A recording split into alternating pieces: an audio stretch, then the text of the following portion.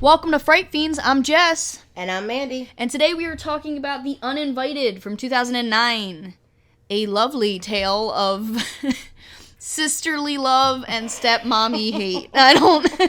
It's a time. It's a time. I like this movie. Yeah. I have like a soft spot for this movie. I saw this movie in theaters when it came out. And like it was just one of the first movies I had gone and seen as a horror movie by myself because I was a big kid.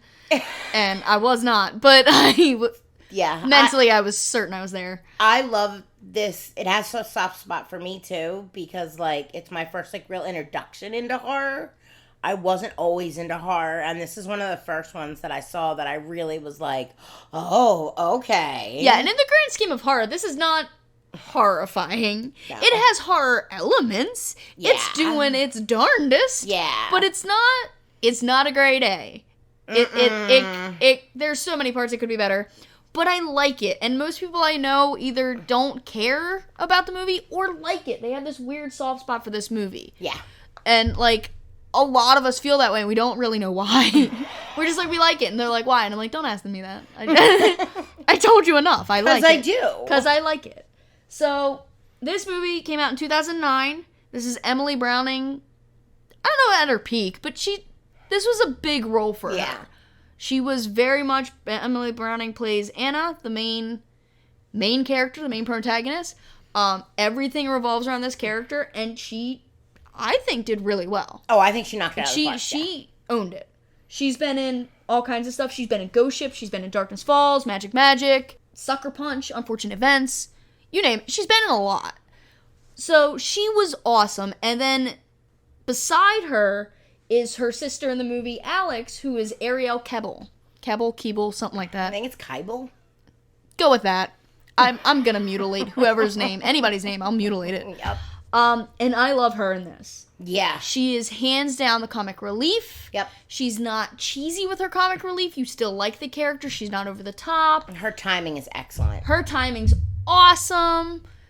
Like, the moment she's on screen, you're having a better time. Yeah, absolutely. Like, you're having a good time. It's like you can breathe when she's on screen. You're like, oh, okay. It releases some of that. She releases tension. Yeah. She's really great for that, and she does it in a very natural, not forced, jokey kind of way. Yeah. Which I love. So, she's great. The stepmom is played by Elizabeth Banks. Her name is Rachel in the movie. And I love Elizabeth Banks. I love Elizabeth Banks. She's not a ton of horror, but she's in like Brightburn and Slither, and she just owns every role she's ever been in. I think she did a great job in this film. I love her in this. Yeah. I do. I like her. She plays just way batshit enough, but not too much, to where like no matter which way it turns, you get it. You get where the characters are coming from. You understand where she's coming from. And you can somehow relate. Yeah, like she's not inhuman. Yes. She's not super evil. She's not Cinderella's stepmom. She's a person who does some bitchy shit. But, like, that's about it. Yeah, but you wind up being able to be like, okay. Yeah, you almost kind of pity her. And I can live with that. Right. So, next to that, we have our male characters, which are, in this movie, very secondary. Yeah. They're very second tier. They're not the top tier. They're not what this movie's about. This movie is about these three women, and these guys are just kind of there. Yeah. And they move the plot along, and they do what they gotta do, but, like, they do not give them nearly as much character or screen time or anything, even lines, as the females in this. The male characters are very 2D. This is very female, like, driven. Center and driven. Yeah. So, well, the dad is played by David Strathairn. I can't say his last name. I'm never gonna say it right. But he's in, like, Dolores Claiborne. He was, like, the terrible dad. He's in a lot. He's been in a lot. He's been in Godzilla movies. So he's in quite a bit, and he's a good actor. Yeah, absolutely. But he's there. He's the dad. Like, and that's, the dad. Like, I can't even tell you what the dad's character's name is. Can you? It's Dad. It's Dad. He's the dad. And Steven, right? You might be right. I don't know. A for effort if you're guessing. Because I'm trying to remember Rachel, like, she refers to him mostly as, like, your dad when she's talking to Anna. And I feel like that, again, kind of dehumanizes him a little bit, where it's like, he's just your dad. He's not his own person. He is Steven in this. I just looked it up. He's Steven. Okay. So, great guess. I didn't know. And then the other main character, I guess, is Matt, which is Anna's boyfriend-ish. Anna's boy thing. They never established that they're no longer dating. Initially they are. Yeah. Anna's kind of, sort of, kind of interest. Yeah. Anna's semi-interest. She's not even that interested in Matt. Hey, look, she got a lot going on. She's got a lot going on, and, like, Matt's just trying to deliver groceries, man. Like, and, you know, be a teenage boy. And so, like, Matt's played by Jesse Moss. I love Jesse Moss. He's in Tucker and Dale versus Evil. He plays Chad, who's like his own little crazy psycho. He's in Final Destination, Ginger Snaps. He's in a lot of horror movies, so he's got a good amount of horror names attached to him. And he has the least of all lines for all the main characters, I think. I don't know. I think Dad might actually have less than Matt. But he has more screen time, I feel. Yeah. I feel like he's always in the background like, I'm a dad. Like, Matt just shows up to move the plot along. Yeah. He's like, I came on my boat to speed things up. Oh my gosh. So this movie is a smooth 90 minutes. It is literally 87 minutes long. It is a fast-paced movie. We're not here to fuck around. No. We're here to get our shit done and get out. And like heavy spoilers ahead, yeah, by the way. Heavy spoilers. Before we go into the plot, though, I do want to touch base on the directors and the composer, because the directors are nobodies and the composer is somebody. So the directors are Thomas and Charles Gard, and they have done nothing. Yeah. Nada, zilch, nada. Nothing. I looked them up, and they've done, like, a few short films, but this was, like, their magnum opus. This was their moment. And some people call it a one-hit wonder. I think I definitely do. But some people are like, and that's why they didn't make another one. Like, oh gosh, this is the example. I really do enjoy this movie. Yeah, I like this movie. I think it's a fun time. The composer, however, is somebody. Yes. Composer is Christopher Young. Christopher Young has done everything in horror. If you've watched horror for a minute, you've heard something from Christopher Young. He did Sinister, he did Hellraisers, he did The Exorcism of Emily Rose, Grudge and Grudge 2, Species, Flowers in the Attic. He did all kinds of stuff. Yeah. And that's not even close to everything he's done. He is all over the place, very talented. Sinister's known for its score, and I think this one should be as well. I love this score. This is no exception to his work. You say every time we watch this movie that, oh my gosh, the score. I love it. Like, you love the score of this movie. I love it. I think it's different. I think he made a point in actually having it stand out and not just fall into the background like a lot of horror movies do. No, it's like it's part of it. And I know it's supposed to be, but a lot of horror movies fall short there. Don't agree with that, yeah. Yeah. Yeah, like,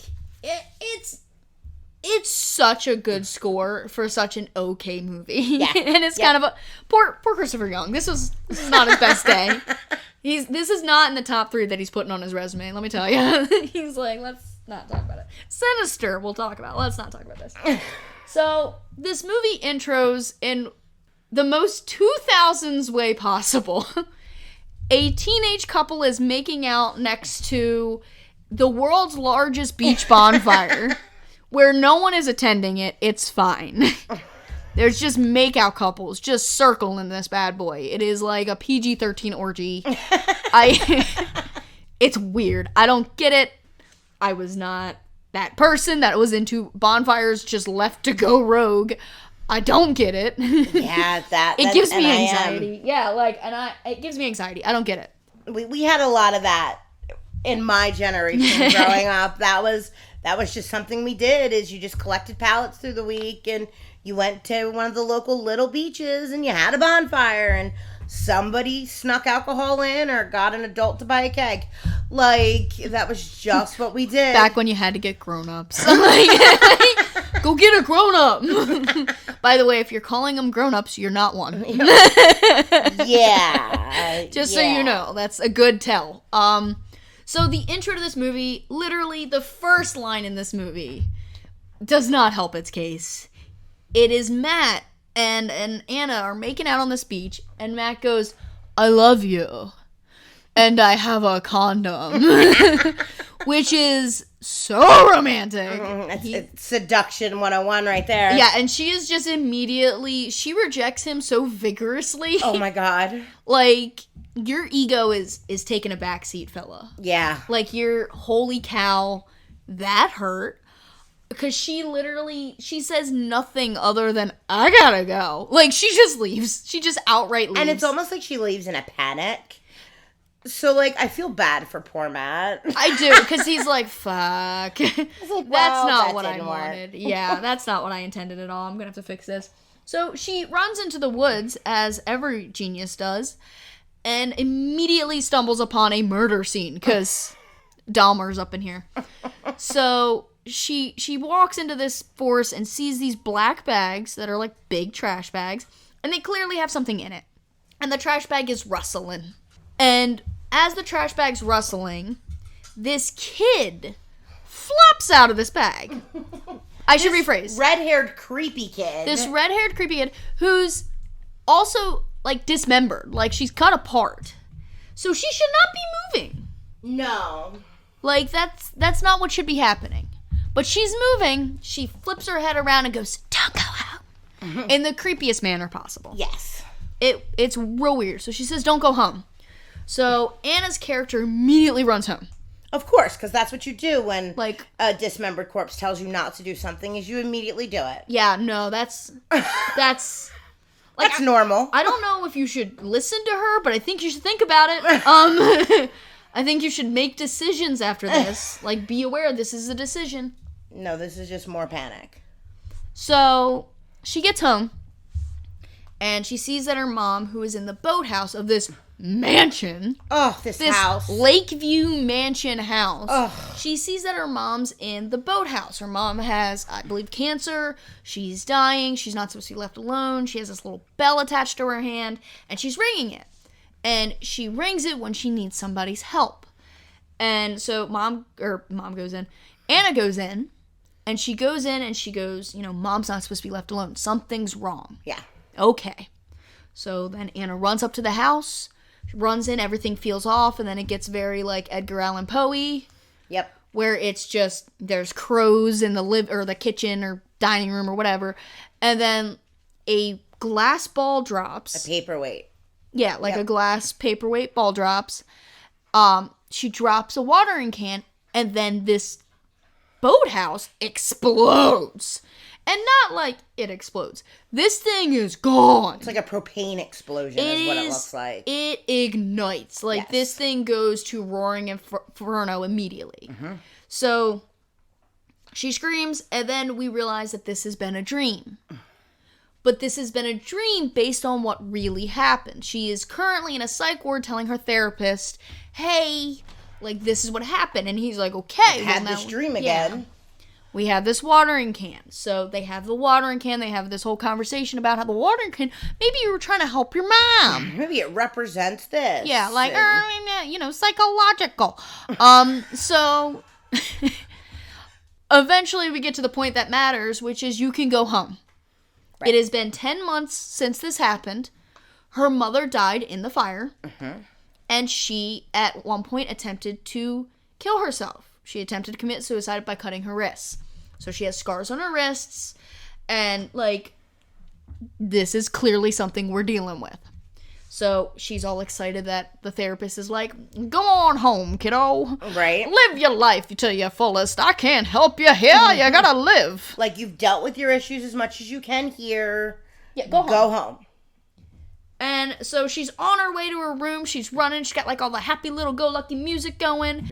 And then we proceed to get the single largest human being stopping her. And this lady stops her, and she's another patient at the psych ward. And she's like, there was so much blood, Anna. And I'm like, holy shit. You're gonna die in the first 8 minutes of this movie. Yeah. Like, it's a terrifying lady. Yeah. And then there's this little nurse that comes and gets her and is like, come on now. Yeah. And she's like, who will I tell my stories to? And we're like, you talked to that person? Anna, why did you talk to that person? That person looks like everything wrong. Yeah. Like, that person is the problem. Like Anna, even, like, when you see her talking to her doctor, she's clearly, like, showered recently and doesn't look absolutely insane. This woman that, like, is talking to her, I don't think water has touched her in a minute. Yeah, she's greasy. Yeah, and she's a greasy person. She's telling stories to the wall. Yeah, she's not all there. She's very appropriately placed in a psych ward. Yep. But, like, they made it seem like they were friends. Like, who will I tell my stories to? She grabbed her wrist and was like, there was so much blood in it. Like, it's almost like she wanted her to kind of revert back so she would stay. Yep. But I don't want to give the writing that much credit because I don't feel like it's that deep. I feel like it was just like, there's a line for explanation. I felt like it was very exposition, like, blood, and you just died, you almost died. Well, I feel like it connects way later on, right? Yeah, absolutely. But, like... So, like, but in the moment, it feels very, like, weird. What? Yeah. It's very weird, because immediately after, like, literally seconds after, you hear beep, beep, and then it's her dad, straight outside of the, psych ward. Psych ward. And, like, I don't think that's how you pick up somebody from a psych ward. I'm pretty sure that's not how that works. I'm pretty sure, like, there's a whole sign-out process and, like, all that. But nope, he's just beeping the horn and waiting for her to run on out. He literally beeps and waves. And thank God she's in the one window that can see this parking spot. And also... It's been 8 seconds since she found out she was leaving. And she's already like, he's here. Like, so she's packed. She's done. She's good to go. Yeah. Like, she is prepared. Uh-huh. Like, it is very movie psych ward. Like, it's very like, yeah, and then you just leave. And they said you can go, so now magically, poof. Yeah, like, everybody's aware of this, and you don't have any paperwork. You've been here 10 months. You lived there. That was your life for 10 months. Yeah. And it's like, yeah, but it's been 18 seconds. Like, that's, no. And no, the only, like, emotional goodbye you have is with a crazy lady. Like, yeah, it's the craziest person in there. Yeah. It's the only person. Like, a major issue I have with this movie is they bring up the doctor once or twice as, like, a threat. Yes. But they literally never hear from this doctor again. No, it's weird. Like, I'm sorry, you were in a psych ward for 10 months. You felt she was unsafe to go home for 10 months. But, like, fuck it now. But there's no outpatient or ongoing therapy necessary. Nothing. He's like just go home and live your life. Right, horn beep, you're done. Like, very weird. Yeah, so it's not great. It's not very thought out. So the very next scene, we meet Dad, who is... He's dad, and he's a writer, and he wrote a book, and he's just super hyped that she's coming home, and she's like, I want a book, and I want a cheeseburger, and I miss you, Dad. And he proceeds to go on about Rachel, who was the nurse of her mom, and is now the new girlfriend. Not sketchy at all. Yeah, it's not weird. It's so weird. And he's like, she's just been awesome, and I don't know what I'd do without her. And she's like, okay, Dad, perhaps drop it. Yeah, she clearly, like, is trying not to be a jerk, but at the same time, like, she isn't feeling this. She's not liking the situation of, like, mom's nurse is now dad's girlfriend. Yeah, that's weird. Like, I can't say enough that's so fucking weird. Like... It's weird that they're not acknowledging that it's weird. Yes! Oh my God, I agree so much. Like, it never is brought up. And mind you, there is 10 months in the middle of this, so it might have been talked about. They never allude to it or anything like that, but, like, I shouldn't expect that much from this movie. So, and I don't get the feeling, like, in their interaction... Like, they've had deep and meaningful conversation about the fact that she's now, like... No, it's very skirted around. Yeah. It's very, like, not avoided, but, like, let's touch it and run away! And touch it and run away! Because he says stuff like, I don't know how I would have made it through these past 10 months without her. And I wouldn't have gotten through this without her. Yeah, and yeah. So he makes her seem very great... But he's very much trying too hard. Yes. Like, she knew her before all this happened. So it's weirder now that they're doing this. So, she gets home. She runs in. She grabs clothes. She does the normal stuff of, like, oh my God, I got a normal for a second. She, like, sniffs her bed. And then she sees the boathouse. And by the way, it's fucking fine. It exploded. But it's fine. They put either an exact replica there, or apparently it had no damage except for Mom. Like, I don't understand. Well, they talk about it later on when they're like, yeah, this was, like, rebuilt exactly as it was. I don't think they ever say it was rebuilt exactly as it was. So Alex and Anna have a conversation. Well, Alex says, it's like it never happened. Okay, so then this is when we first meet Alex.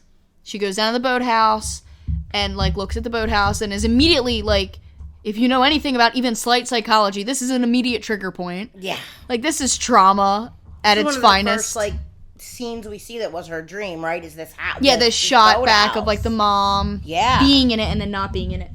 And it's wild because Alex is just mad at her immediately. It's the first time we meet Alex.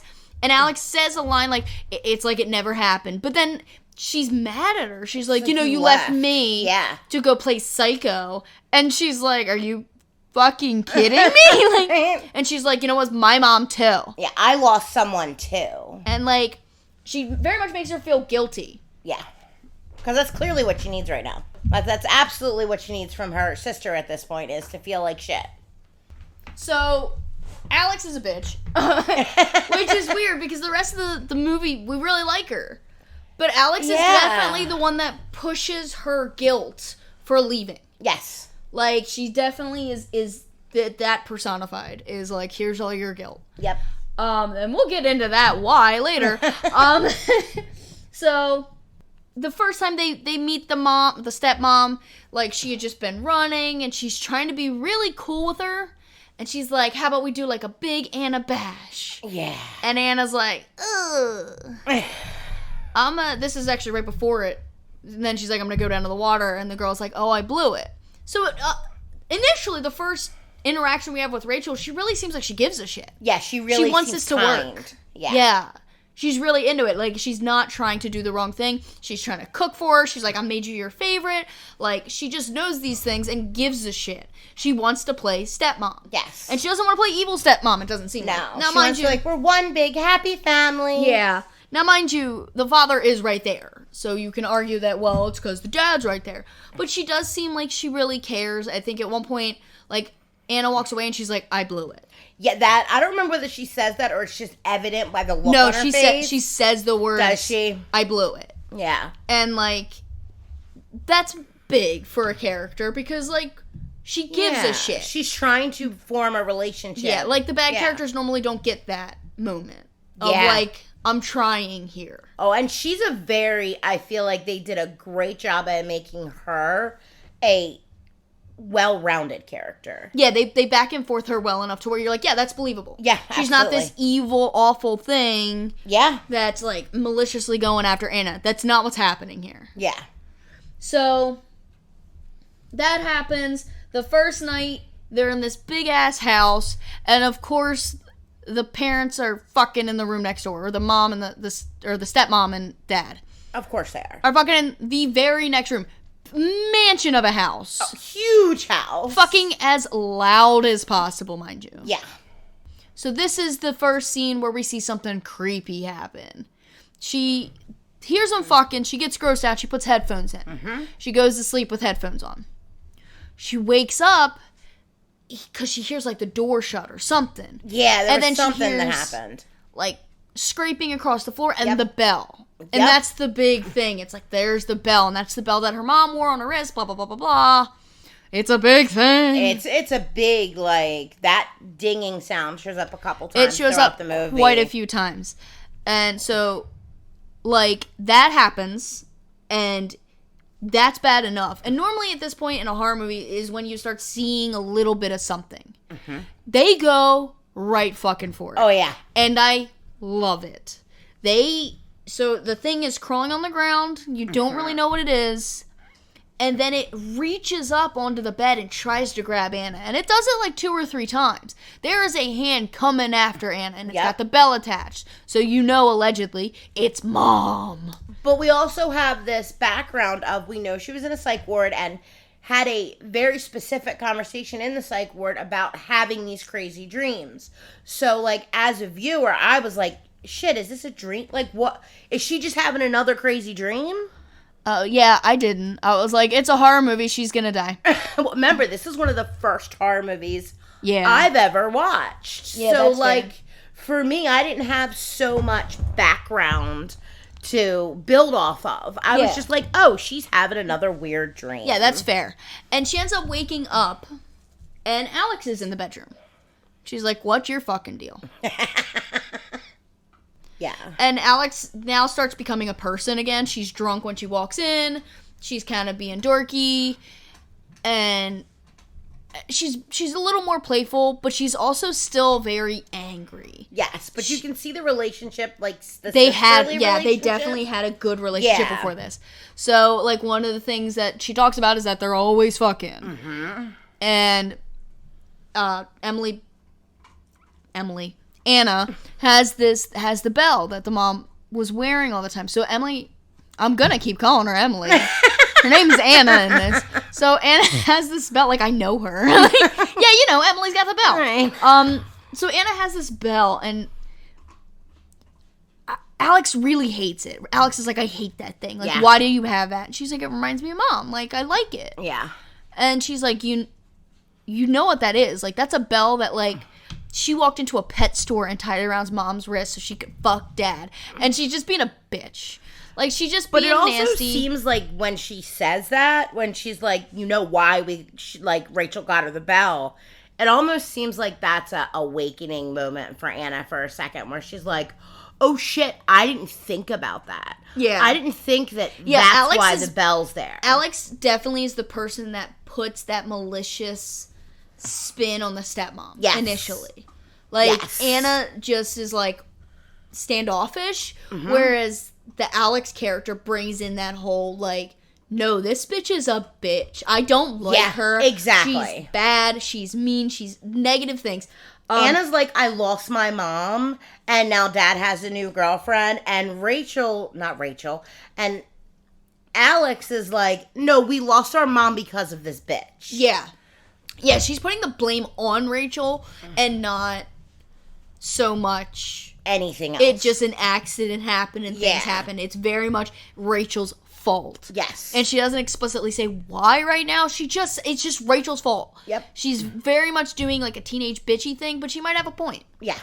So, the next day, one of the first things that Anna does is she gets this blackboard. It's like a chalkboard that her mom used to have in the kitchen. And, like, as this 10 months has occurred, like, Rachel has changed a lot in their house. Yeah. And she talks about decorating and this and that, and she redid their kitchen, and she got rid of her mom's car. There was just a bunch of little things that she changed. And it's definitely something that anyone could be a little upset about, but a teenager, without a doubt, would be very upset that you changed that. This was my mom's thing, and, like, you took that away from me, and I lost my mom. And the chalkboard thing, like, I'm trying to rack my brain and remember, like, what it was they put on it, but I think it was something, like, poignant, right? That it was like, no, Mom did this on the chalkboard, or I did this on the chalkboard. No, they just talked about how, like, her handwriting was bad. Oh, but, like, right. It's our chalkboard. It should be there. And this girl fucking mutilates this beautiful kitchen. She might as well grabbed a fucking sledgehammer. Yep. And, I mean, fucks it up. It fucks it up. And at this point, I'm going to reveal the big twist in this movie is that Alex is dead. Alex died in the fire with her mom. Anna has produced this personality following her around. She believes her sister's still alive. She does not know that her sister is dead. And this is the first real scene where somebody really interacts with Anna and Alex. Or so it appears to be. This is one of the best things about this movie. They put Alex in there. They put Alex in scenes everywhere, and not one actor looks at them. Yep. Not one actor reacts to her, nothing. They don't walk around her like they accidentally do in some movies. They did a really great job in placing her in places that matter, giving her lines where there could be no line, and it works perfectly. They did a really great job with this. And this is one of those scenes. So they're in the kitchen. Alex is sitting at the table, and she's just making these snarky fucking comments. Like, Rachel comes in and is like, wow. And she's trying to be nice about it because she clearly wants Anna to like her. But she butchers this kitchen. She fucking mutilates this thing. I'd have beat her with that hammer. I'd have been so mad. Like, that was malicious, ma'am. That was lovely kitchen. And you were like, fuck it. And mind you, the way the chalkboard's set up is so fucked up because it's a chalkboard, but then it's like that string that attaches like a foot and a half away. So it covers none of the holes she just created. There are so many holes. I don't know how that nail is still in that wall. Like, it's fucked up. But she's like, she being Rachel is like, the first time I came here, your mom was getting sick and Alex was being her little bitchy Alex self. And you weren't. You were just strong and very kind. And, even-tempered. And, I hope it works out so you can stay, is what she ends up saying. And that hits a nerve with Anna, because then Anna puts the hammer down and goes, yeah, I intend to. Yep. And you're like, fuck yeah, you do. That's what the fuck you mean so I can say, fuck you, bitch. Like, you're ready to fight. Yeah, because, like, Rachel even says something about, be these past, 10 months, we've been waiting for you to come home so we can be a family. Yeah. And, I want you to stay, and I want blah, blah, blah. And, it's really weird. Like, bitch, I was here first. Like, literally. Literally, I was here first. Literally, this is my family that you're encroaching on. And it definitely shows that Anna gets really upset by this. So, she says that. It's whatever. They end up going down to the dock. And her and her sister are laying in the dock and just starting to really talk, and Alex says something like, you could have answered me. She's like, what do you mean? She's like, I sent you playlists, I sent you letters, you didn't send anything back. And Anna's like, I never got them. And this is when it's revealed that she's never gotten communication from Alex, which makes sense because Alex is dead. Right. But for Anna's character, Alex starts freaking out. Like, no, I sent things. And it wasn't Dr. Soberling that didn't let you have them. It was Dad. Yeah. And so she storms off to go talk to Dad, right? So she storms off to go talk to Dad or something like that. No, she literally... I'm trying to remember. Maybe if it's that time or a different time. I can't remember if it's a different time. I can't either, because there's one time she jumps in the water and she's like, the boy's coming. Yeah, that was the time that she jumped in the water because the boyfriend shows up. Matt shows up. Either way, she's at the bottom of the dock. Yeah. Matt shows up. And the first thing out of his mouth is like, hey, bro, real sorry. I was drunk. I was dumb. I am so sorry for that. Yeah. And she's like, it's fine. And that really wasn't my biggest problem of the night. Yeah, really not the biggest issue of the evening. I forgot. Matt, you didn't matter. Forgot we tried that. Matt had clear, not anxiety, but, guilt about that. Oh, shame. And shame. 1,000% did not give a fuck. No. She didn't. It's been 10 months. She probably forgot. Her mom died. Yeah. So, her mom exploded. Yeah. So, I don't think she was worried about you and your condom. Just a thought. Yeah. So, that's not the same, buddy. So, he's trying to talk to her. He's like, I followed you home that night. And I saw some stuff. And, of course, as soon as he says that, creepy stepmom shows the fuck up right behind him. She goes down a flight and a half of stairs like a ninja. Yeah, that's right, because he was delivering groceries. He was delivering groceries. Yeah, because they're so fucking wealthy that a boat guy shows up with groceries on their mansion house. Literally, and drops supplies off at the dock. Yeah, I can't remember where this is located. It feels very Maine to me. It feels very Hamptons-y almost. Oh, I could see that, yeah. But they do talk about where it is. My brain just can't find it. My brain decided that didn't matter, and I promise it doesn't. So, Rachel ends up saying something along the lines of, okay, we don't need you to make deliveries anymore. Yeah, she's like, you don't make deliveries She says that's my job from now on, which I question. What the fuck were you doing before? For 10 months. Why is it all of a sudden your job? Why did somebody need to deliver? What were you doing? How are you busy? You were the nurse. Were you in mourning for 10 months and couldn't pick up mayonnaise? I don't understand. I have questions. All of them are what the fuck. She's like, that'll be my job from now on. She immediately doesn't want Anna talking to Matt. Which is really weird, and it's never really explained. I guess you could use the excuse of, she's a teenage girl and he's a teenage boy. But, that's really weird and controlling for no fucking reason. Literally. It's so weird. They were dating prior to all of this going to shit. So it's really, really weird. Especially if she was fine with Matt delivering groceries for 10 fucking months, and then he shows up once when Anna's home, and she's like, nope, you can't be doing that. Not anymore, we're done. You can't do that. So, he's like, we'll talk later. And she's like, okay. So, that happens.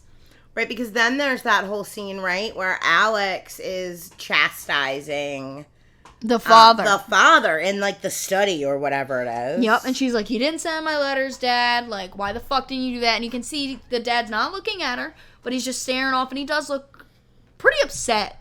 Like, he doesn't look okay. He looks like he's very much thinking about life and decisions he's made.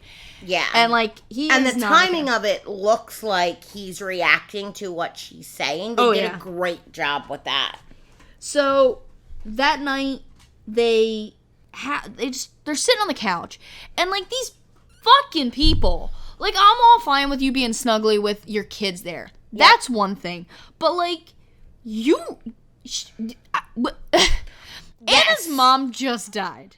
You know Anna's mom just died. She just got out of a psych ward. She got out of a psych ward, like, as far as I know, like a day or two ago, right? Yeah. So, it's not been a long time. And they are so, like, they could use one couch cushion for the fucking both of them. Yeah. Like, they are on top of each other. Which, again, that's a fine, normal relationship thing. But it is weird when she's trying to fucking cope with this. Yeah. They're just so not cognizant of anyone but themselves. They're very self-absorbed people. I want to go back to a point that you had made earlier, talking about this scene. This is the scene that popped in my head when you said it, about how they did such a good job at putting Alex in places. Scenes. Like, she's in the living room eating popcorn or something. Yeah, she's, like, sitting on a chair or something, so it's not even like, affecting her. And she's, like, lounged, and it just looks like a normal... We're all sitting together, watching TV. Like, you don't even question that she belongs. She never says a line, I don't think, in this movie. She's never acknowledged in this movie. She never even gets a full shot in this movie. Or in this scene, I mean. Yeah. But she is in this scene. Yeah. Just sitting there. She's like sitting there watching the movie or whatever it is, eating popcorn, like a normal thing. Yeah. Yeah, they definitely put her in background places so frequently that you do forget to question her. I personally did not question her until, like, the very, very... It never even occurred to me. Yeah. Never even occurred to me. Because she's so invested and intertwined in this whole story that you're like, there's no way. So, we're laying on the couch on top of each other, by the way. Literally. Like, Jesus. Can you just back the fuck up? Like... Yeah. Just a little bit of respect goes a long fucking way, and I'm all fine with you being, like, snuggly with your wife, but, like, she died and exploded, and your daughter watched 10 months ago. Can you, like, and your 15-year-old is in the room with you, and she 15, 16-year-old. Yeah, I looked. She's supposed to be 15 in the movie. Okay. And, like, she just got out of the psych ward, and you are playing tonsil hockey. It's with weird. The nurse. Like, come on. Weird. Like, they're feeding each other popcorn. I'm like, guys, take it back a notch. You're allowed to be happy. I'm happy. You're happy. Yeah. But for fuck's sake. Has anybody heard of empathy in the room? Like, come on. They have. They just don't give a fuck. She's a nurse. She is. That was funny. Look, it's just real. So, she wants to have a dinner party. Oh. And she's like, yeah, like, it's his publisher, some shit. And she's like, I want him to come over, please. It'll be so much fun. It, by the way, does not sound like any form of fucking fun. It doesn't sound like fun. And as we get to the dinner scene, it's not fucking fun. No one's having fun. I don't know why we did this.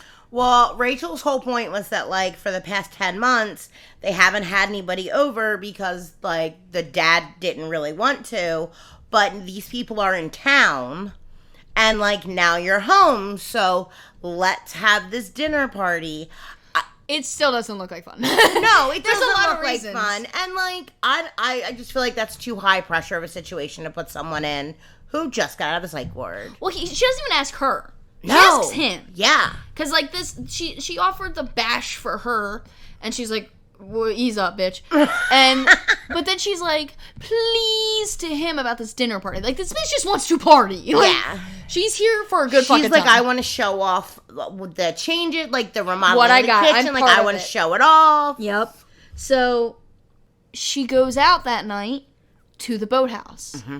And this is when she gets into the boathouse and because she thinks she hears something or whatever. She gets in, and she sees Mom. Like, this is not discreet. It's a great scene. It's creepy as hell, because she's slithering up to her almost. Anna lays down, but like crouches down, like scared of her. Yeah. And the mom actually stands up over her. Yep. And points at the house and screams, "Murderer!" Yep. And Mom is fucking scary. Mom is scary looking. Mom don't look right. Mom ain't right. Mom ain't right. Mom ain't been right since the flames. Like, she's not right. But she doesn't look like a burned corpse or anything like that. No, like, I she's don't want to give the weirdly wrong in the impression. middle. Yes. She's like a weird in the middle. So, that happens, and she's screaming murderer. And obviously, Anna is freaking out. Yes. Because Mom is over top of her, pointing at the fucking house, going, "Murderer!" And it's not a great time. No one's having a good time. So, Alex comes in, and it's like, "What the fuck are you doing?" It doesn't see anything. And Anna's like, "Listen." Anna's like slid down against the wall almost in the fetal position. Like, yeah, Anna's not okay. She's like, "I saw Mom. Yeah. I saw Mom." And she's like, okay. So the next morning, they're talking about it, and they're in the bathroom. They're sitting in the tub together, which is a comfort spot. So they're in the tub, and they're talking, and Alex starts coming up with this, and like, no, this makes sense. Like, she waited till we were gone. She did all this, and she came back, and she set it on fire, and she killed Mom. And she's the fucking... This makes so much fucking sense now. I knew it. Right? So, yeah, because she starts talking, that's right, because she starts talking about how, like, Dad and Rachel were, like, having sex before Mom even died, and all of that. So, she does that, she's talking about this, and as this happens, what's her name? Rachel knocks on the door, and is like, "Hey, Anna, I'm gonna go in town today. Like, do you want to come with me?" Because she's got this big fucking dinner now. That's a fucking shit show, by the way. So Alex goes, and they're whispering back and forth so Rachel can't hear. "You go.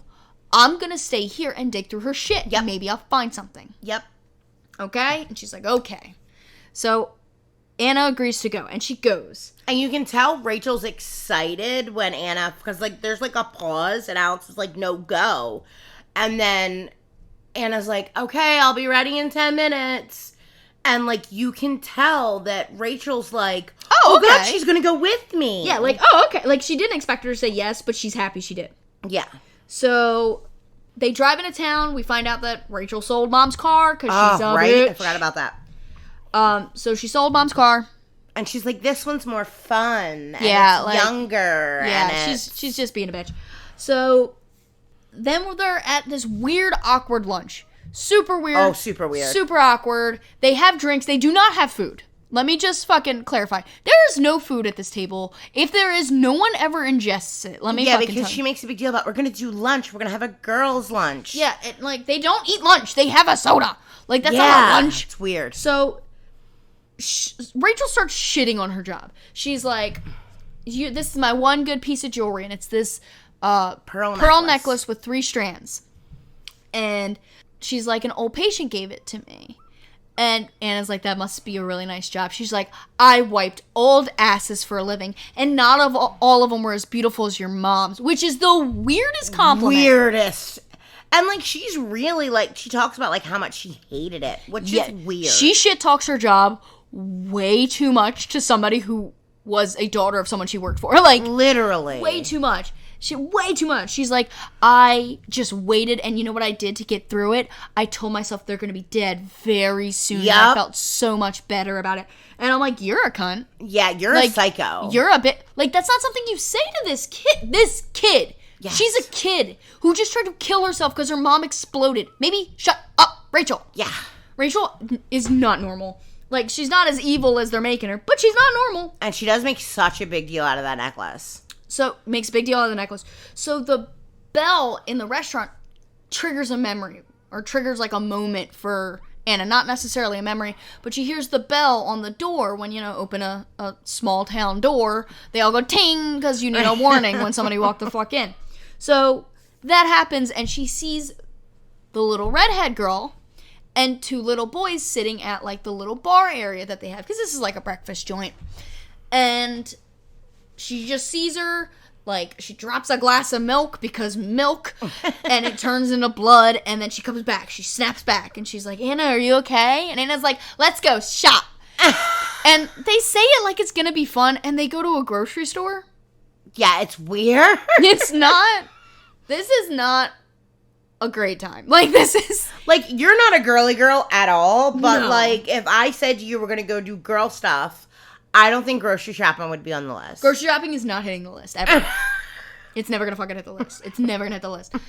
If you're like, let's go shop, and then we go to a local grocery store, I'm gonna have a problem. I'm gonna be like, I was not mentally prepared for this level of boredom. Especially when we're talking about, like, I got a dinner party coming, so, Yeah, like, I need clothes, Or and... what? No. Nope. You've been in a psych ward for 10 months, so nothing probably fits you.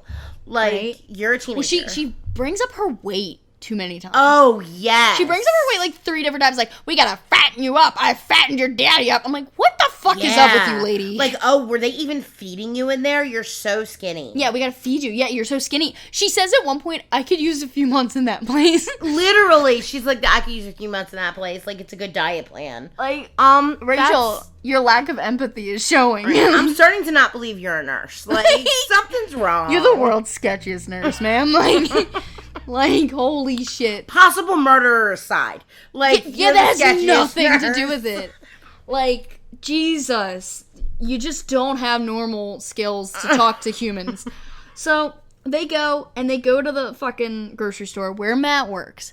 And she goes into the back room, and this is probably my favorite scene because it's the dumbest fucking scene in this movie. I was just about to say it's my least favorite scene because it's the dumbest scene in this movie. It is a dumb fucking scene. So she tries to talk to Matt, and Matt's like, yeah, I was there. I saw everything. And this fucking manager, Oh my God. his manager is The Matt. berries. I can't. He says once, Matt, get back to work. It's been 8 seconds. If that. This guy's the master. If you can lean, you can clean. Like, he has no time for you to breathe. He literally at one point says, Matt, those berries aren't getting any fresher. Yeah. Like, Jesus fucking He says it just like Christ. that, too. Like, dude, fucking chill. We will get to it. This is not a 10-minute... This is not a 4-minute break. Can you fucking shut up? He nags him in the span of a 1-minute conversation twice. Yeah. And, what? He has more lines than I think Matt has. It's almost like that character was supposed to be somebody else. And he just isn't. Like, he's supposed to somehow be connected, but he's not. He's just a manager that really wants Mac to get back to work. No, he's really worried about those berries' freshness. Like, this is a thing. You don't understand. It's a time-sensitive issue. So, this guy is just nagging Matt, and Matt's like, alright, I gotta go back to work because my fucking dickhead manager won't shut up. He will not stop. So, he's like, I'll meet you tonight at The Rock. Because everyone's got The Rock in their life. And I'm not talking about Dwayne Johnson. I'm talking about a location at one point in your life that you went, we're going to meet at The Rock. And we all knew what it meant. Yep. Everyone's got one.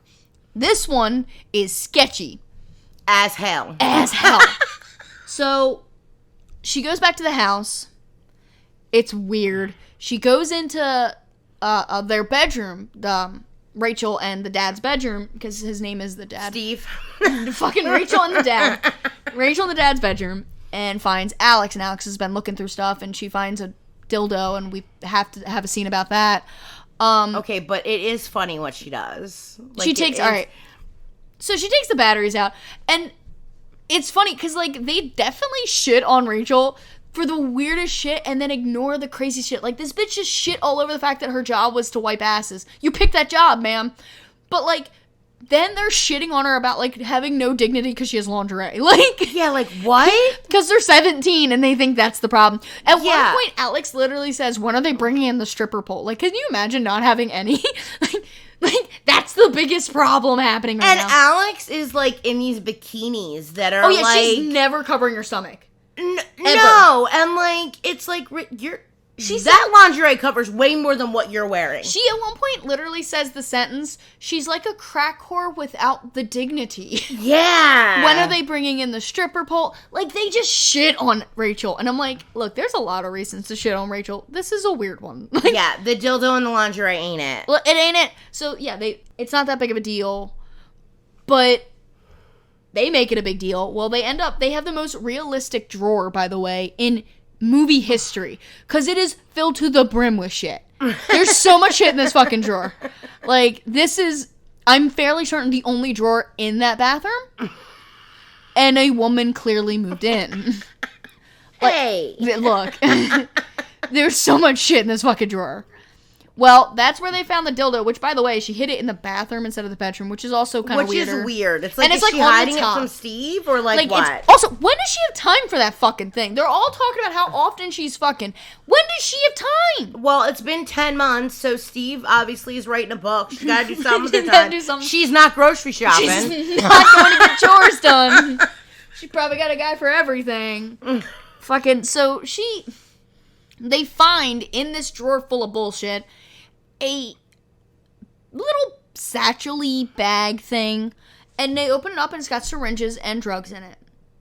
And for some reason, Alex is a medical professional and immediately knows what the drug is. I don't remember what it is. They don't know if they show it specifically, but she goes, that's enough to drug a horse immediately. She knows exactly what it is. She knows exactly what it's for, and it's guaranteed to drug and knock you out. It's the only thing that any drug could be used for. And it looks exactly like a hospice bag where, like, at least in my experience, when I've had family members on hospice, there is this, like, emergency bag that they have, and it looks exactly like that. It doesn't look like it looks like an insulin kit. Yeah, like it looks professional. Yeah, it's not some sketchy. It's not in a Ziploc. It's just medication. Like, but she's like, oh, that's enough to tranquilize a horse. I'm like, fucking Alex, chill.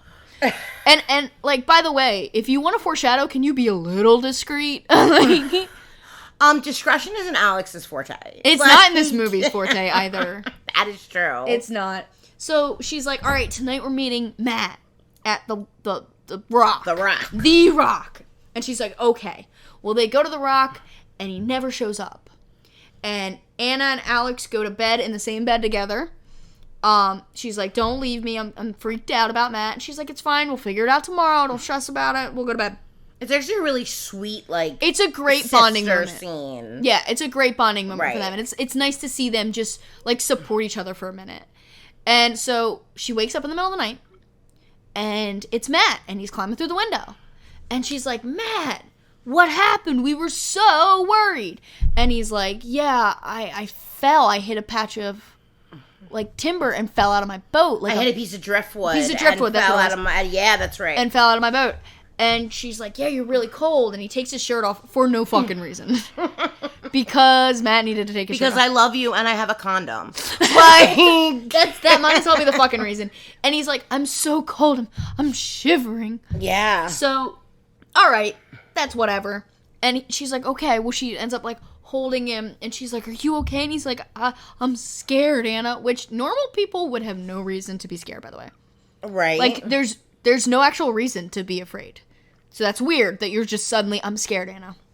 So yeah. That's weird. So you're already like, all right, something's fucking weird. And they start making out, which is also weird. He's hypothermic. Maybe wait it out. Like, Jesus Christ. She takes off his shirt, but gives him no other shirt, no blanket. Fuck that guy. Like nothing. Just like, let's cold, bitch. Let's make out, bro. Like, fucking poor Matt. He's such a, like, he's so shit on in this movie. It's not his fault. Like, literally. It's not his fault. But so he's like freaking out, and she's making out with him, and then she grabs his back and his spine's all fucked up. Oh, like, and it's such, okay, remember, like, horror movie rookie at this point. Yeah. Like, I didn't see it coming at fucking all. Yeah, it was weird. But it was done so well. It's creepy. It is a creepy moment. Yeah. It's definitely like, oh, I shit. really appreciated kind of how it was done. Yeah, it's definitely an off-putting moment, but in a good way. Yeah. So that happens, and she, like, jumps up to look at his back, and it, like, stretches, and it looks even worse. Yeah. And then he ends up, like, just mutilated. He ends up, like, walking toward her, but his top half, his, like, torso is almost bent in half. He looks like he's held together by flubber. Yeah, and it's like there's, like, it's almost his spine has gotten spiky, kind of. Yeah, it's weird. Like, it's weird. It's weird. It's very creepy looking, and he keeps grabbing her arms, and he ends up saying, he grabs her arms, and he's like, your mother trying to warn me, but I wouldn't listen. And then she's kind of freaking out, trying to back out of the room, and he's like, hold me, Anna. Why won't you hold me? Yeah, like, I'm scared, Anna, hold me. And one of the coolest transitions of this movie, she backs out of the room, shuts the door, and it goes from night to day. Yep. It just transitions instantly to day. And that was awesome. It's really cool, it's really pretty, it's really visually jarring, and that scene beforehand was. So it's just a really cool overall shot. Love that shot. Great shot. It's like it relieves the tension just enough. Yeah. And it's like, oh, okay. Yeah, wait, like that was fucked up. And like, they open the door and he's not there anymore. Yep. She immediately opens the door, he's not there. So you can hear in the background helicopters. Mm-hmm. And we're talking, they're going. Yeah. And they're clearly nearby. So they run down to the water, they being Anna and Alex, run down to the water, and they see them pull his body out of the water. Matt's dead. His body was in the water. He's blue. It's a really cool fake body. Yep. Or blue person. It looks great. Whatever they did to make that shot happen, it looks really realistic. Yeah. But not overly done. I feel like a lot of bloated bodies look overly done. Yep. Or underdone. Yeah, I appreciated the time spent on that. It's a jarring enough shot and scene that it's so perfect for Anna's character. Yep. Like, so eventually the sheriff is like, hey, I don't know if you remember me, I'm Sheriff Emery. Like, I talked to you that night. Yeah, I helped you when your mom died. I don't know if you remember me. Like, were you supposed to meet Matt? And she's like, yeah. And he goes, well, he hit driftwood. He fell out of the boat. He must have broke his back. It's not your fault. I'm here if you need absolutely anything. And you put that in your back pocket because Mr. Emery comes back. Yes, he comes back and he matters. And he's a good character. I like him as a character. He comes across very genuine, too, when he's talking to her. He's very genuine. He's not like an asshole cop. He's like a, hey, yeah, like, I think he's probably the nicest guy in this movie. Nicest guy. He's like, you just lost your mom. We know you just got home, and you're kind of sort of pseudo-boyfriend. Like, we just pulled out the water by your house. So you're going through it. Yeah, you're allowed to be a little upset. Yeah. So, he's awesome. We love him. He's cool. We're going to need him later. It's also a pretty scene on the beach, and I know they're pulling a body out. But like, because of don't let the body ruin the moment. Yeah. Because of the scene we just came from, it is very, like, picturesque, right? Yeah. Yeah, so, at this point, we're certain that the mom has done it, or the stepmom has done it, and she's killed him. Rachel must have done it, right? Yeah, and like Alex is pushing that very hard. And so Anna at one point's like, Dad, I need to talk to you. And so they're standing outside and they're trying to talk, and it's Anna and the dad and then Alex. And they're trying to talk. And she's like, let's go make breakfast. Or Rachel's like, let's go make breakfast. And she's like, give me 1 second, I want to talk to my dad. Yeah. And tries to talk to him and tries to explain to him, like, what's been going on. And this fucking invasive bitch, she keeps being like, I need one of you help me. And this is a great scene where, like, the dad goes to walk away and Alex is like, I'll go. And at the same time, Anna's like, Dad, I need to talk to you. Like, I really need to talk to you. So the dad stops and comes back, and it makes it look like, again, Alex is leaving to go deal with that. Yep. While Anna's talking to Dad. That makes sense. It checks out. But then you take Alex out of the equation, and it still makes sense. Mm-hmm. This kid really is like, Dad, I really need to talk to you. And he listens.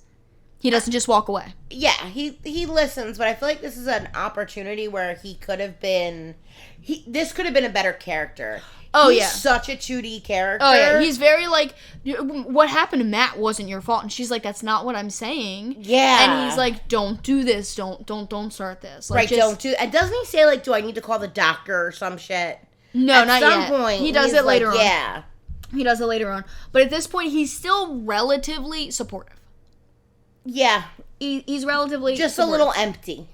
So, then they have... This is the dinner. Oh my God, the dinner. And right before the dinner, it showed a montage almost of Alex and Anna calling places and being like, hey, we're looking for Rachel Summers, which is her name, that used to work for you. Do you have a history on this person? Blah, blah, blah, blah, blah.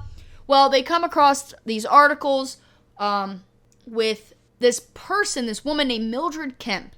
And at the time of the article, she was 19. She became romantically obsessed with this guy who had 3 children. She was their nanny. She ended up murdering the 3 children and then having an affair with the dad. And the wife, mysteriously died or something. But it has a picture of the family that was murdered on the website. And the family that was murdered has the wife who has a 3-string pearl necklace. And the 3 children that she's been seeing in her nightmares. Yeah. So the little redheaded girl and the 2 boys. So it's very much a dun dun dun. Yeah, it's moment. like, oh shit, this bitch is Mildred Kemp. We found her. Right. It says at the end of the article that she was not found. She's still at large at the time. So Anna's like, I'm gonna fucking let her know. So right before this dinner, which is a terrible time to do this, by the way, she walks in. And they have another weird bonding moment. Rachel tries and is single-handedly the creepiest. Had this movie been a rom-com, she'd still be the creepiest bitch on the planet. Absolutely. She's so weird. She does not know how to socialize. She's awkward. She's defensive. She's trying to mother, but, doesn't have that skill. Weird. At one point, she literally is doing her makeup, and she's like, guys will go on about your eyes, but what they really want is a full set of lips. And I'm like, oh my God, I forgot about that scene. And then doesn't she puts her lipstick on her? Yeah, it's really... Oh, that's so weird. It's such a weird moment. It's so... Oh, okay. Yeah, why are you telling this child how to get men? Yeah, it's weird. It's just a weird way to phrase it. It's a weird way to bond. It's weird. So immediately after, she keeps looking at the necklace, and she's like, do you want to wear this? You can wear it. And she puts it around her neck, and she's like, we know who you are. Yeah, as Rachel is putting the necklace around Anna's neck, Anna's like, I know who you are. Yeah, it's really sketchy. I know why this necklace is important. And we're like, you are alone in the room with this crazy bitch. What are you doing? 0 survival skills on Anna's part. Very dumb on Anna's part. No one to show your cards, and no one to hold them. So, she just showed all of her cards at the worst moment. And so she's like, we know who you are. Yes. And she says, we know everything. And so it's really weird. She's like, we know everything. And Rachel gets really defensive, starts tightening the strings around her neck. And she's like, me and your dad have really been talking about, if you can stay. Yeah. And she's like, excuse the fuck out of me? So now they're both just, out bitching each other. Literally. They're, trying to pull, I have more control over Steve than you. Literally. See, and I said dad, so Anna's got more control. No. So it's such a weird back and forth. She's like, Dr. Soberling. It's a trigger word. She's like, got her now. But, so... They're talking about your placement and staying, and maybe it was a mistake letting you out. Maybe we let you out too early. Maybe it was a mistake letting you out, is what she says. And it's such a bitch sentence. She's so quick to flip. Oh, yeah. She's so quick, and that's why, she isn't a good guy. No, at the end of the day, she's not going to be a good guy. But, she's so quick to be crazy. And at the end of the day, you find out she's not, technically. But no matter what, this bitch is a little crazy. Yeah. Yeah, at the end of the day, regardless of, what's true and what's not about who she is. Yeah. Just what we know, that she was the nurse, mom died, she's now the... Oh, and that's right, because she finds out they're going to get married and all that. So, yeah, so that's what comes up next. Yeah. So, she's like, get out, I need to get ready. Uh-huh. And then the next scene, we see her, she gets dressed for this dinner party, which is so weird that you had such a very abrupt situation, and you just went and got dressed. Yeah, that's done. That was a lot, but okay. So, moving right along, they have this dinner party, and the dad's like, can you help Rachel? She's really not up for it. Well, fuck, that bitch shouldn't have been going on about a party. She wouldn't shut the fuck up till she got a party. Yeah. And now she's not up for it. By the way, what else has she been doing that she's not up for this? Yeah, because what Dad is like, she's really overwhelmed. She wants everything to be perfect. Like, they're judging her, too. Like, good. Fuck you, bitch. Like, you were begging for this. You set this up. He wanted nothing to do with this. And now she's like, I can't handle it. Yeah. And now all of a sudden, it's Anna's job. To help. Ugh, irritates me. I'm so irritated. So annoyed. So Dad's such an idiot. Yes. Fucking Steven. So that happens, and he's being like, well, please support my fucking fuck buddy. Or whatever. And so she goes into the kitchen where Rachel is, and then Rachel's like, what? Rachel's literally goes, clearly, what do you want? Like, what? Yeah. So that's great. She's a bitch instantly. And then Anna goes back and is like, well, I just wanted to see if you needed any help. Like, you guys have the weirdest fucking relationship. Like, you just looked at her and was like, you're a murderer and I know it. And then you're like, I wanted to know if you needed any help. Well, that's the thing, too. Like, she just accused her of pretty much being a murderer. She said we know everything. She made it seem like, insinuated that we know who you really are, I think is the word she uses specifically. Yeah. Which does come into play later on, that it's explained. But then she immediately goes back to this weird, it's like a switch. Yeah. Like, Rachel literally goes, what? And she goes, I just want to see if you need help. And she's like, yeah, take the trash out for me. And then proceeds to explain to her about roasts. Yeah, well, like, before that, when she says, I just want to know if you, like, need help, Rachel gets this look on her face, like, aw, really? Like, I remember being like, really? And you're like, damn it, like, do I like this bitch or not? No, because she's a switch flipper, and I don't like it. And she's fucking crazy. She could be her own horror movie, and she wouldn't have to have fucking crazy brain. Yeah. This wouldn't have to happen. She is fucking crazy brain. She flipped too quick. Because she then immediately does, again, that weird mom thing where she wants to educate her on how to cook a fucking roast. Yeah. Which, by the way, if they're already there, that should be about done. Yeah. Like, it's like a roast. Yeah. It's an all-day cook roast. Literally. And she ends up saying, and the way they fucking shoot it, obviously, is making her look very, like, stabby. Because she... Stabby. Oh my god, I just remember, like, the scene just came flooding back. You're right. They make her stabby. It's so stabby. They make her stabby as fuck. So she's like, I gotta let the roast blood flow back in. And she just does it in a real weird way. And it's like, okay, crazy And it's bitch. not culinarily correct, by the way. That's right. I know, like, that's me nitpicking, but, like, it's just not true. Like, the way she did it is just wrong. But anyway. She takes it out of the pan and lets it just fucking bleed all over everything. Like, she slices it so that it bleeds, and, like, Did she slice it? Yeah, that's why, one of the reasons it was so stabby, and, like, my brain... I don't think she slices it. Yeah, because you're not supposed to cut it. No? She does not slice it. So then why is it bleeding? Because she's talking about letting the blood flow back in. Right, I know. But then when it falls off and literally rolls away. The only reason I know this so well is because my brain went, pick it up, put it back. I don't... This is too big. I hate you. This is too big of a dinner. Pick it up, put it back. Blow it the fuck off. You don't even have pets. You're fine. Oh my gosh. My brain did. My brain was like, listen. Because, alright, so let's get there. Hang on. Rachel leaves the room. The roast is on this table that apparently is very fucking movable, as we'll learn in a minute. It's not level. Like it's not. It's so movable. It must be on fucking wheels that want to leave. Yeah. And there's a hill. I don't know. But listen. So she drops something out of the trash can. Like a can rolls out and rolls under the stove or something. And first, I think it is the stove, which I already have a problem because that just came out of the fucking oven. Like, that's hot. And she reaches and why is the oven elevated enough that can roll under a full can. Like, I have questions. It's dirty under there. Like, that is dirty under there. You know what lives there? Mice. Mice live there. Because there's enough room for them to have a condo. There's so much space. Like, it's like a fucking can of, like, tuna-looking thing. It might be like a can of tomato sauce or something, but it feels massive. Yeah. It feels like it's way too big to be able to roll under your appliances. Yes. So it rolls under her appliance, and she reaches in to get it, and little ginger kid comes flooding out. Oh my god, right? And when this happens, Anna jumps back and hits the table and knocks the roast over. And I can't even remember what the kid says, because who fucking cares? I don't remember. She says creepy shit number 3. Yeah, it's like she did it or something. She says something dumb. She just says creepy shit. Yeah, she's just a creepy redhead dismembered sometimes kid. Yeah. So, this is a thing.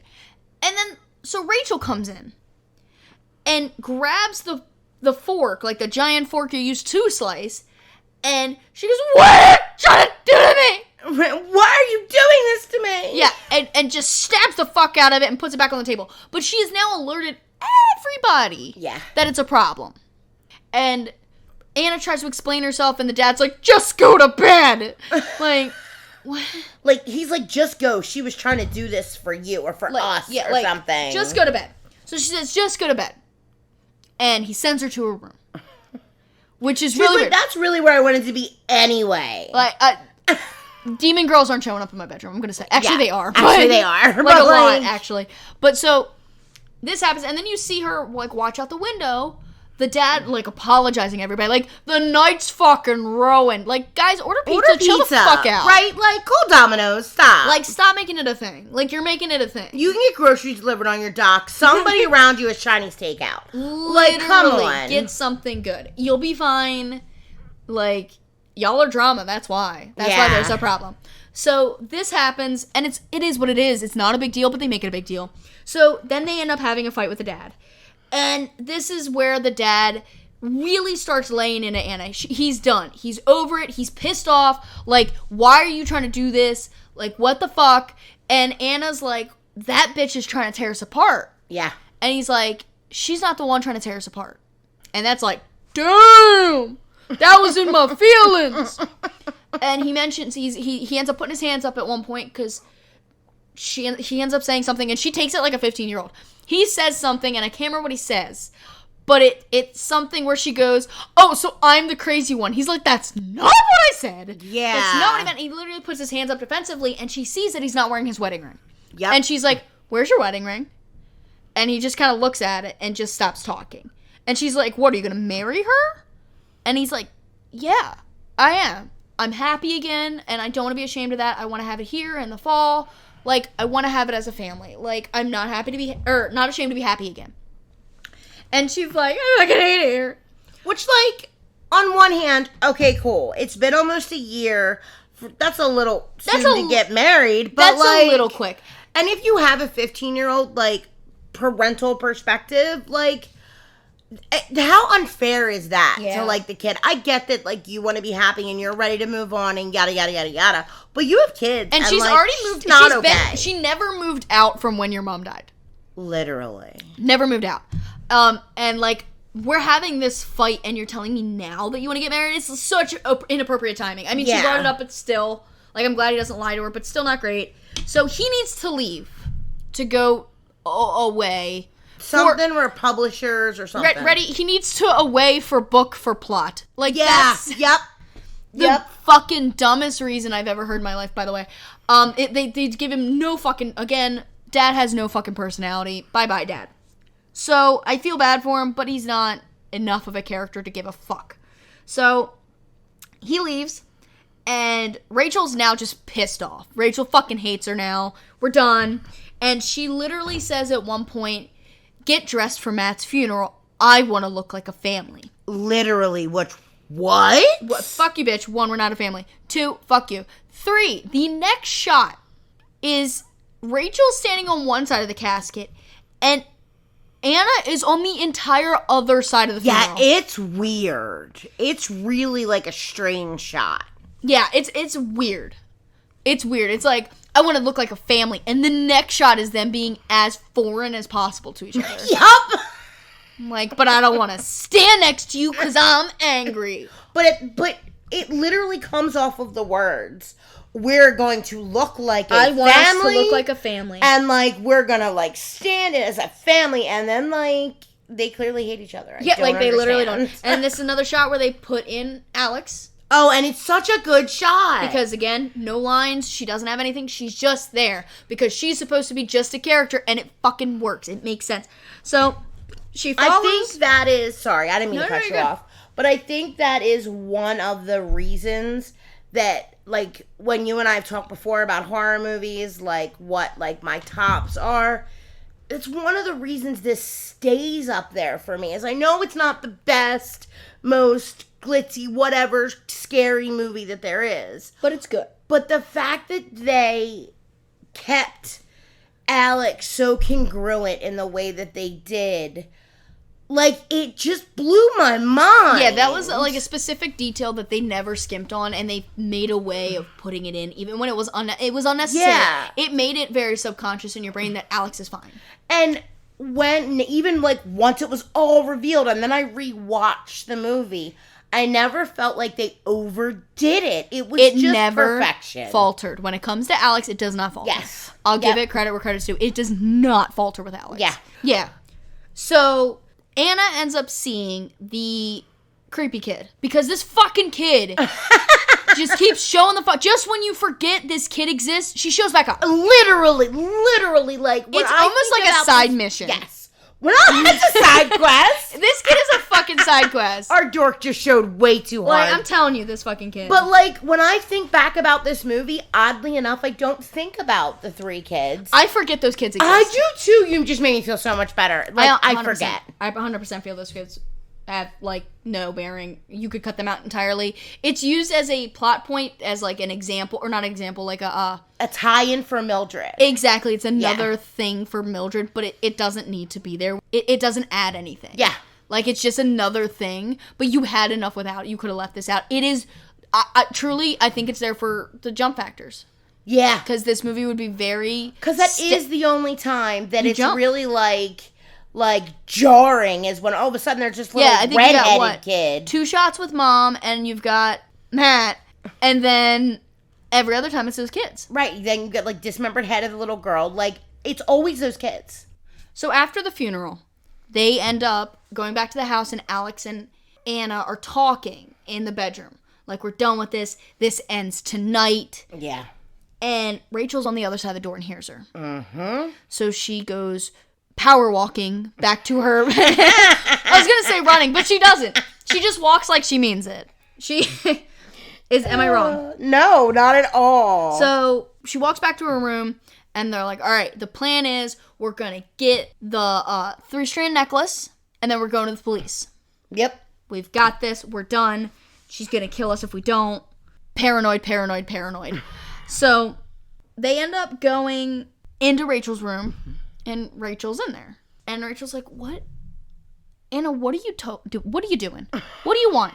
And she's like, do you want these? And it's the necklace. And Anna does. Anna does want those. Yes, that is exactly what I'm looking for. That's exactly what Anna wants. So Anna's like eyeballing it like a crazy person. Well, in her other hand is a needle.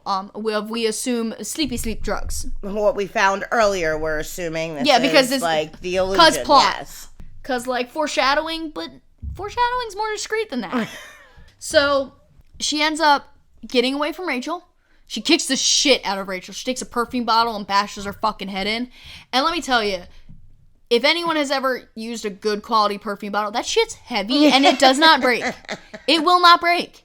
You can throw that against concrete. It's like gonna bounce off and hurt you. Like, it's not gonna break. So like, she fucks her up with that bottle. It's hysterical. Rachel gets up like, holy shit. She's so fucked up. It's such a perfect, I guess I'm not 16 anymore moment. Because, like, you can tell that, like, Rachel is fucked up. Yeah, she's Rachel's like, no. Rachel got her ass kicked. And she's like, oh, we're here now. My ass is being kicked. By a teenager. Oh, she's fucking me up. She's old enough to hurt. Like, yeah. So, that happens. Anna runs away. She's like, I got the necklace.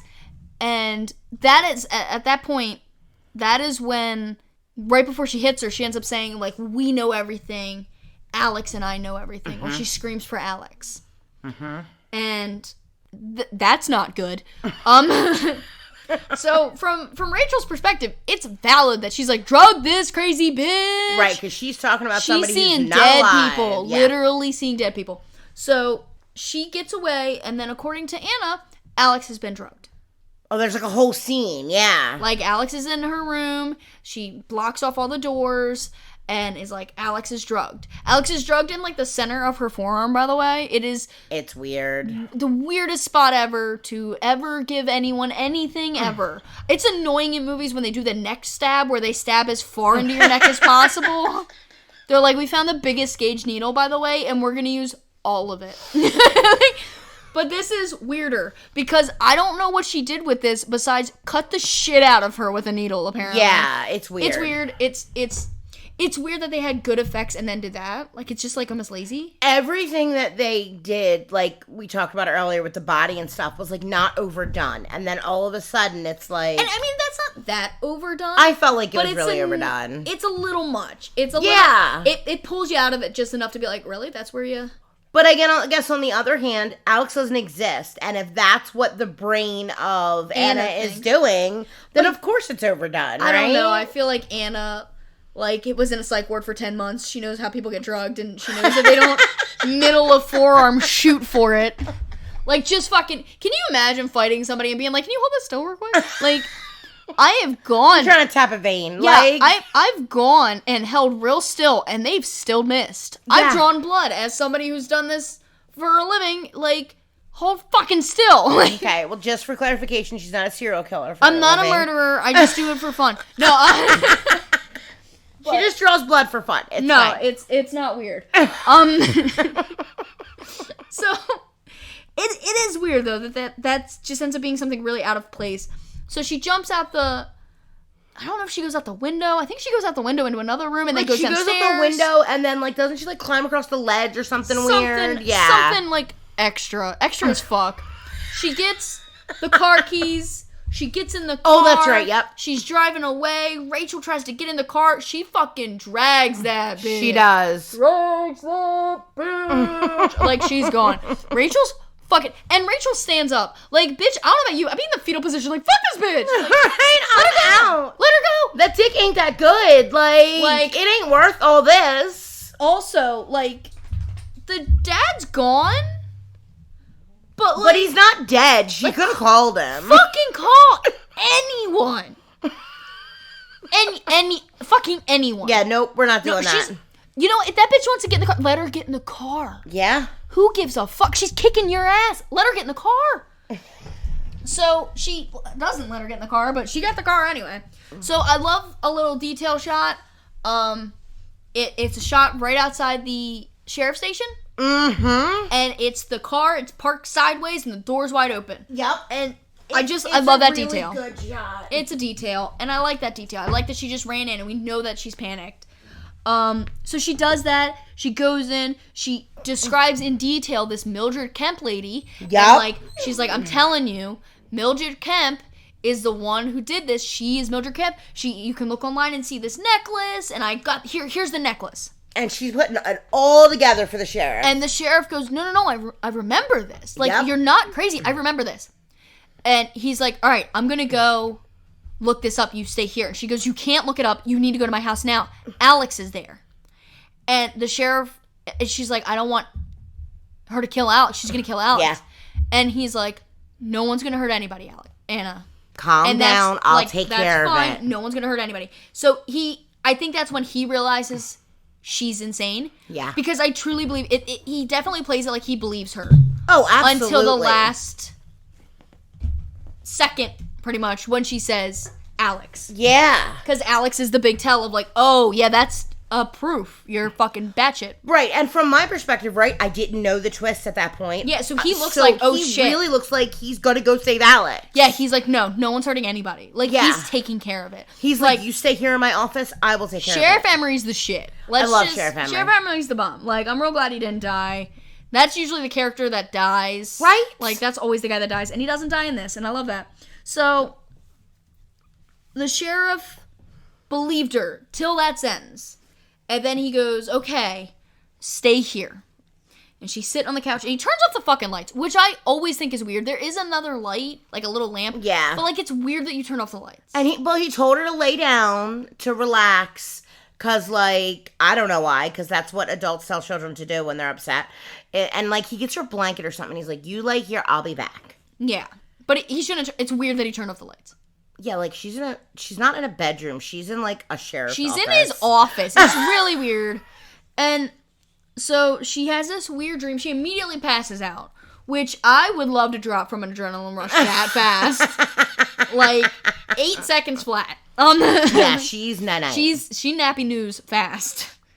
So she wakes up. She has this weird dream first. And at first it's her mom. And she's like, Mom. And her mom's pretty again. She's not burnt. She's not jacked up yet. And then it does a quick shot of her, like we saw her in the boathouse where she's mutilated and burnt. And then it cuts to Rachel's face. And Rachel says the second best line in this movie. Don't be afraid. I'm a nurse. It's the creepiest fucking way possible. Dude.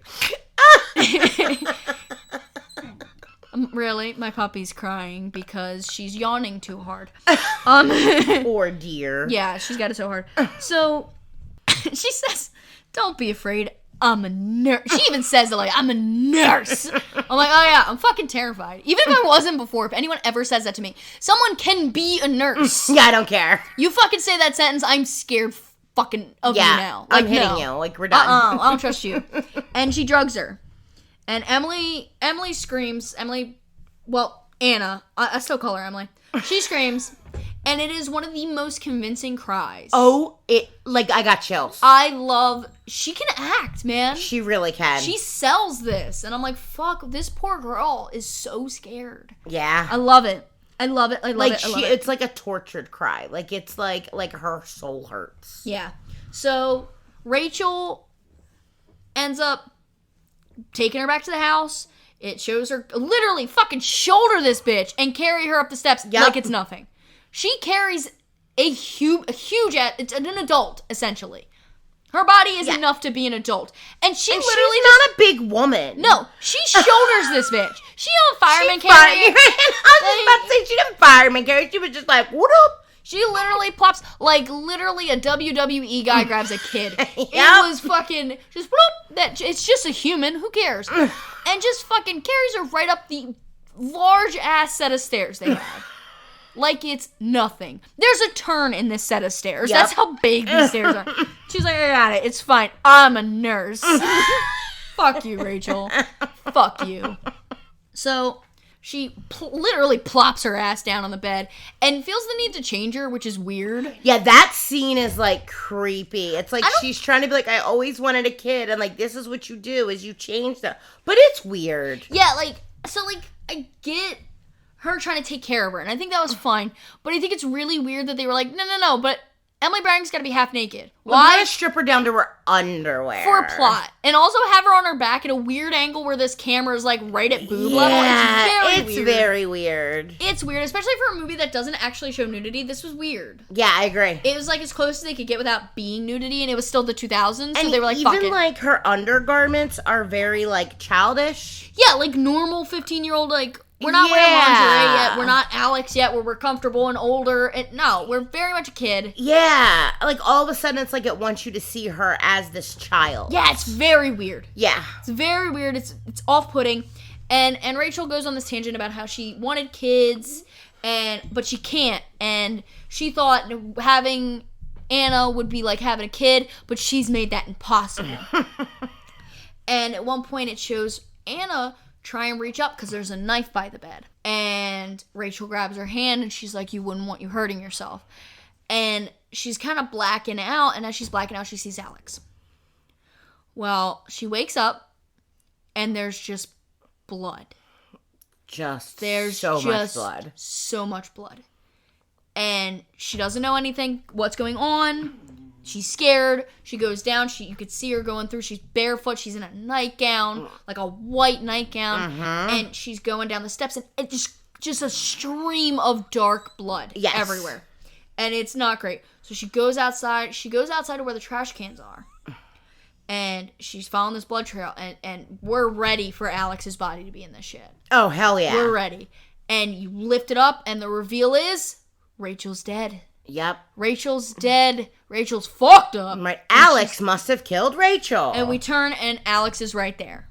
And Alex is like, I had to do it. Mm-hmm. she made me do it. And she's like, right, Anna?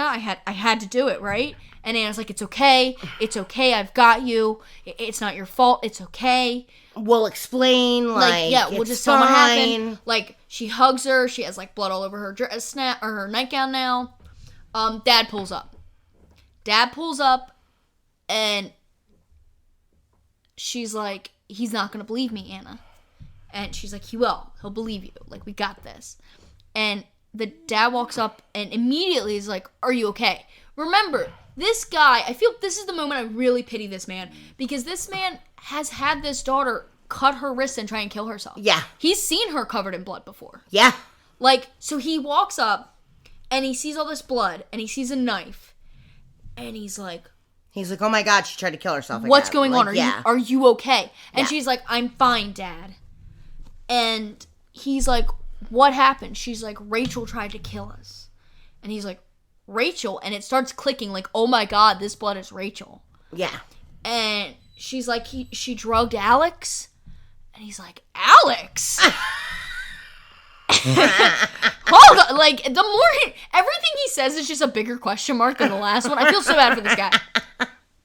And and Alex is screaming at this point, like, he's not listening. He'll never see it. He won't see it. He doesn't want to see it. Yeah. You know, all this stuff, and it's amping up. And he's like, you know what happened to your sister. And Anna's like, no, Dad, you're not listening. He's like, Alex died in the fire. And she looks down, and instead of her holding Alex's hand, she's holding the knife. Dun, dun, dun. Bum, bum, bum.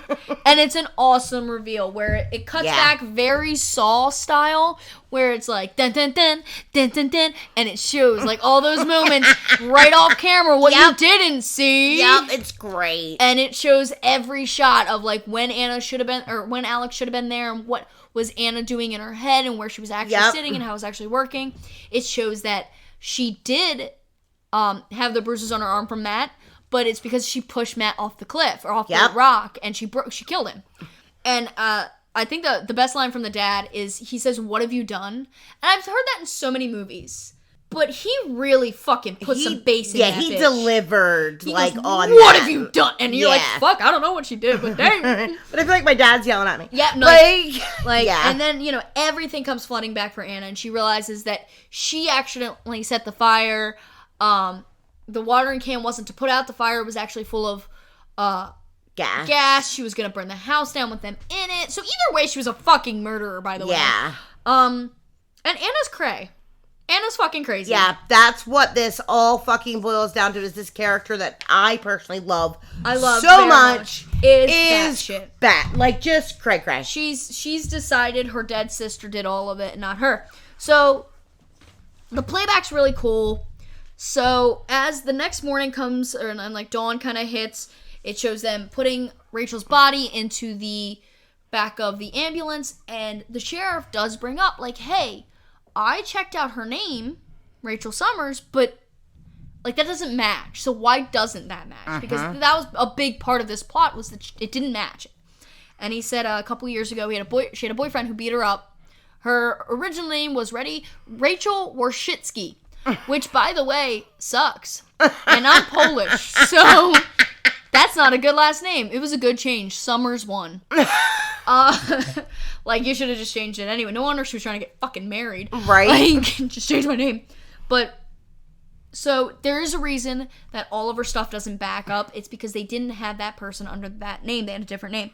So, they show Anna back in the psych ward, because we should put her back.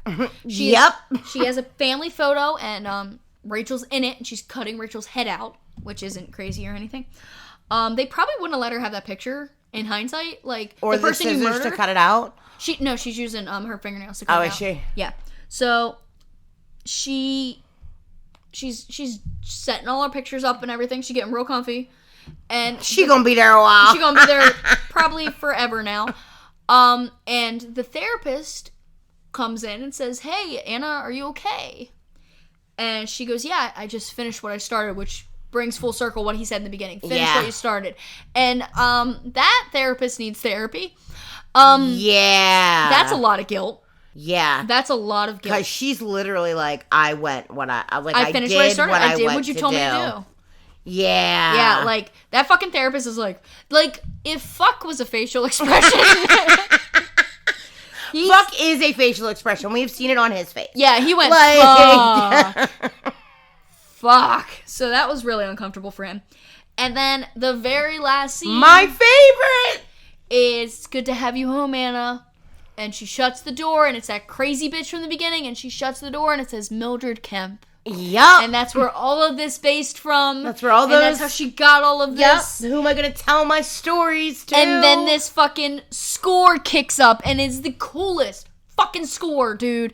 This song is just violins like a motherfucker. Let me just. Dun, dun, dun, dun. Oh, fuck, it's so good. Love this movie. And that's it. That's everything.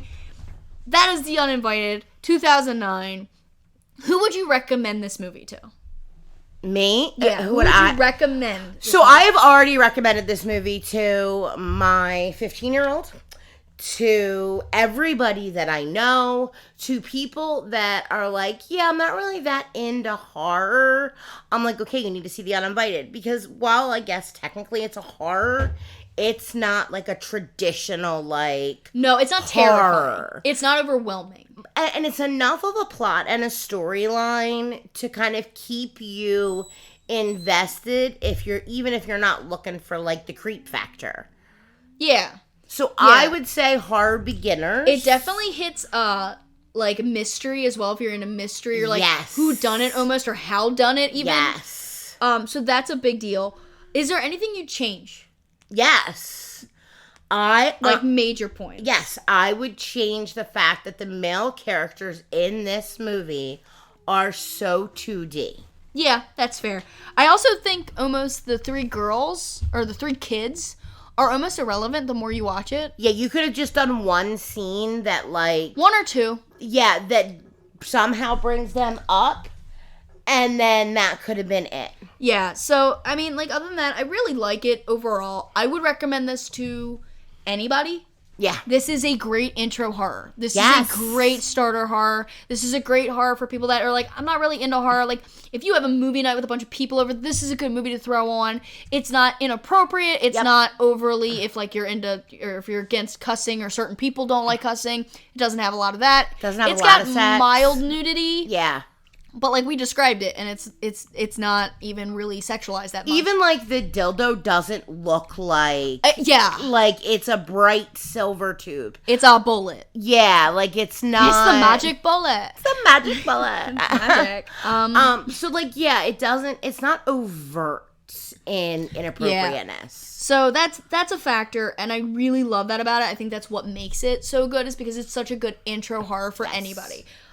It's got creepy moments, but it's not so overwhelmingly scary that you're not enjoying it. And it's also not boring and underwhelming. Yeah. So I like it. I think it's great. And there you have it. And that is The Uninvited. And that is The Uninvited. You should let us know what you think and whether you agree. Yeah. Comment, like, subscribe, all that fun stuff. Yeah. We plan on making a lot more of these. So stay tuned if you have a particular movie you're interested in hearing about. I would love to hear from you. Suggestions on, like, obscure movies, or even not obscure movies, to, like, watch or review, or all of that. Yeah, I'm into good movies and not so good movies. So, until next time, I'm Jess. I'm Mandy. Thanks so much.